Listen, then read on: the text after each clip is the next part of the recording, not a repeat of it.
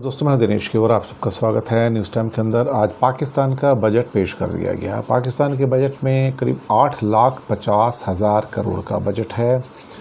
बांग्लादेश का बजट 6,03,000 करोड़ का बजट था।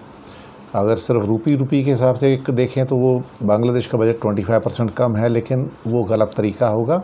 हम बाद में आपको बताएंगे इसको डॉलर टर्म्स में कि किसका बजट कितना है, क्योंकि तब सही पिक्चर निकल कर आएगी।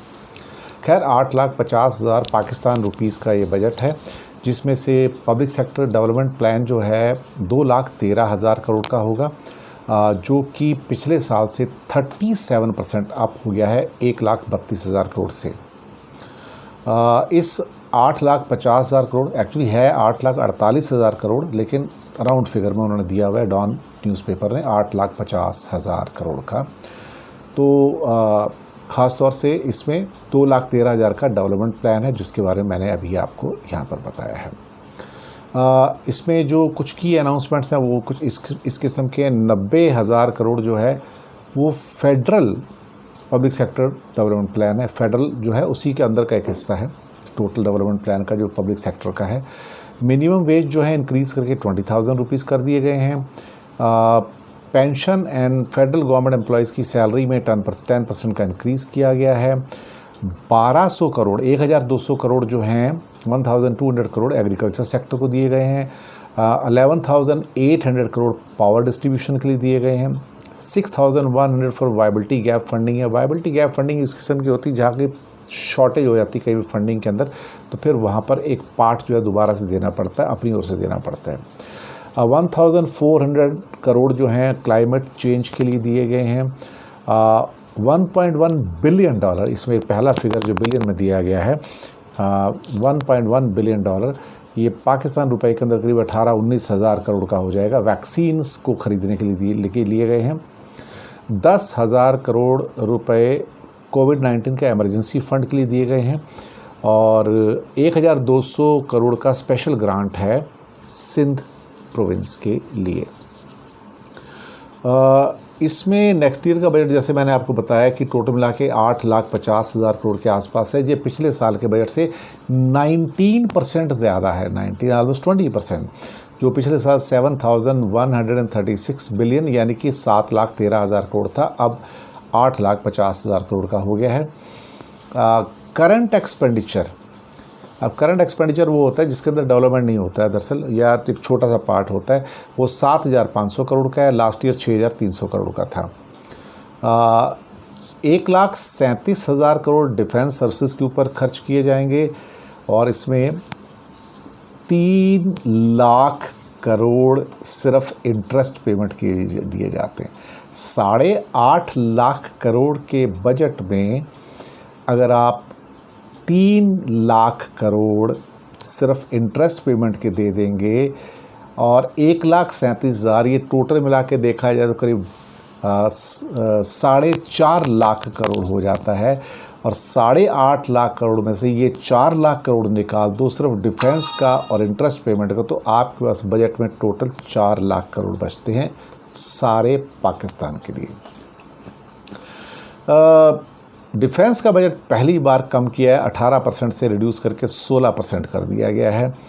फिस्कल डेफिसिट वो होता है कि जो बेसिकली टैक्स से जो पैसा आता है और वो कम पड़ जाता है, तो बजट के अंदर वो 3,42,000 करोड़ है। ये पैसा बहुत बड़ा अमाउंट है, जिसको 6.3% ऑफ जीडीपी दिखाया गया है, लेकिन इस फिस्कल डेफिसिट को अगर बजट के टोटल अमाउंट के हिसाब से देखा जाए तो ऑलमोस्ट बोरविंग्स 40% पे हैं, यानी कि टैक्स कलेक्शन सिर्फ 60% के आसपास ही हो पाएगा। अब इसके बाद कुछ और फिगर्स हैं इसमें। फेडरल मिनिस्ट्रीज़ के लिए 62,800 करोड़ हैं। 18,300 करोड़ ये हैं नेशनल हाईवेज़ के लिए, प्लस 7,000 करोड़ नेचुरल कैलेमिटीज़ के लिए हैं। 6,100 करोड़ पब्लिक प्राइवेट पार्टनरशिप के लिए हैं। 10,300 करोड़ वाटर रिसोर्सेज के लिए, 355 करोड़ एविएशन के लिए, 8 करोड़ सिर्फ बोर्ड ऑफ इन्वेस्टमेंट के लिए, 4,600 करोड़ कैबिनेट डिवीज़न के लिए, 1,400 करोड़ क्लाइमेट के लिए, इसमें 1600 करोड़ करीब कॉमर्स डिवीज़न के लिए और बाकी छोटे छोटे अमाउंट्स और भी हैं जो टोटल इसके अंदर दिए गए हैं। कुछ डिफेंस प्रोडक्शन के लिए और इसमें डिफेंस प्रोडक्शन डिवीज़न के लिए कुछ अलग छोटे अमाउंट और भी एलोकेट किए गए हैं इसके अंदर। 970 करोड़ फेडरल एजुकेशन और प्रोफेशनल ट्रेनिंग के लिए दिए गए हैं और करीब 4400 फॉर हायर एजुकेशन कमीशन के लिए हैं। तो इसका मतलब ये टोटल मिला के देखा जाए तो यहाँ पर 900 और ये 4400, तो बहुत ज़्यादा अमाउंट तो नहीं दिया गया एजुकेशन के लिए। मुश्किल से ले दे के 4400 ये हो जाता है, 900 ये 5300 करोड़ के आसपास एजुकेशन को दिया गया है। इंडस्ट्री को भी थोड़ा 290 करोड़ रुपए इसमें एलोकेट किया गया है। ये सिचुएशन जो है, टैक्सेस सरकार को उम्मीद है कि 5800 करोड़ 5,82,000 करोड़ आ जाएंगे, जो कि 8.5 लाख करोड़ के बजट में से।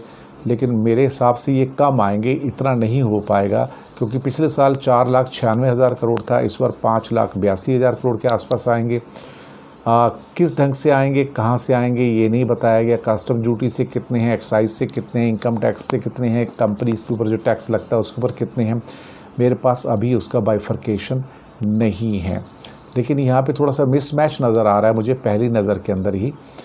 देखना पड़ेगा उसको कैसे मीट कर रहे हैं। क्या उनकी जो ये बोर्ड रेवेन्यू है, इस रेवेन्यू के अंदर मुझे लगता है एक पार्ट बोरोइंग का भी है, क्योंकि 8.5 लाख करोड़ के अंदर जो हैं बोरोइंग का पार्ट काफ़ी बड़ा है देखा जाए तो। खैर वो देखना पड़ेगा, बाद में डिटेल्स जब आएंगी तब सारी क्लैरिटी आएगी। फ़िलहाल पिक्चर थोड़ी सी धुंधली है, लेकिन फिर भी काफ़ी एलोकेशंस नज़र आ रहे हैं। लेकिन 5,82,000 करोड़ का टैक्स जो है, अब मुझे नहीं पता, क्योंकि पिछले साल के टारगेट से करीब देखा जाए तो 1 लाख करोड़ ज़्यादा है, यानी कि करीब 17.5% ज़्यादा टैक्स आएगा।